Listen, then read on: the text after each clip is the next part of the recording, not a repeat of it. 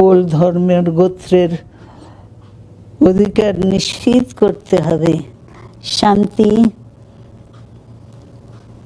প্রগতি আর সাম্যের ভিত্তিতে আধুনিক বাংলাদেশ নির্মাণে আসুন আমরা তরুণদের হাত শক্তিশালী করি।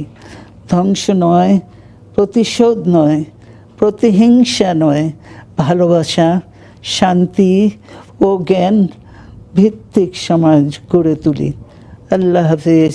বাংলাদেশ জিন্দাবাদ। প্রায় দীর্ঘ 6 বছর পর দেশবাসীর সামনে কথা বললেন বিএনপির চেয়ারপারসন বেগম খালেদা জিয়া। বুধবার বিকেলে রাজধানীর নয়াপল্টনে দলের সমাবেশে ভার্চুয়ালি যুক্ত হয়ে তিনি দিক নির্দেশনামূলক বক্তব্য দেন। দীর্ঘদিন অসুস্থ থাকার পর নেতাকর্মীদের সামনে কথা বলতে পারায় আল্লাহর শুকরিয়া আদায় করেন বেগম জিয়া। তিনি বলেন, আমি কারাগার বন্দী থাকা অবস্থায় আপনারা আমার জন্য কারামুক্তি, রোগ মুক্তির জন্য সংগ্রাম করেছেন, দোয়া করেছেন। সেই জন্য আমি আপনাদের সবাইকে ধন্যবাদ জানাচ্ছি। দীর্ঘ আন্দোলন, সংগ্রাম ও ত্যাগের মধ্য দিয়ে আমরা ফাঁসিবাদী অবৈধ সরকারের তরফ থেকে মুক্তি পেয়েছি।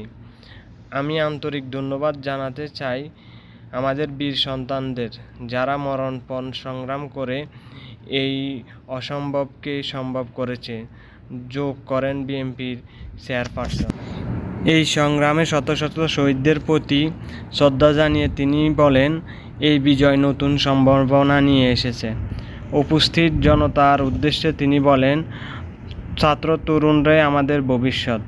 তারা যে স্বপ্ন নিয়ে বুকের তাজা রক্ত জড়িয়েছে, সেই স্বপ্ন বাস্তবায়ন মেধা, যোগ্যতা, জ্ঞানভিত্তিক গণতান্ত্রিক বাংলাদেশ গড়ে তুলতে হবে। সব ধর্মবর্ণের অধিকার নিশ্চিত করতে হবে। তরুণদের হাতকে আরও শক্তিশালী করার আহ্বান জানিয়ে বেগম জিয়া বলেন, ধ্বংস, প্রতিশোধ, প্রতিহিংসা নয়, আসুন ভালোবাসা, শান্তি, জ্ঞানভিত্তিক সমাজ গড়ে তুলি।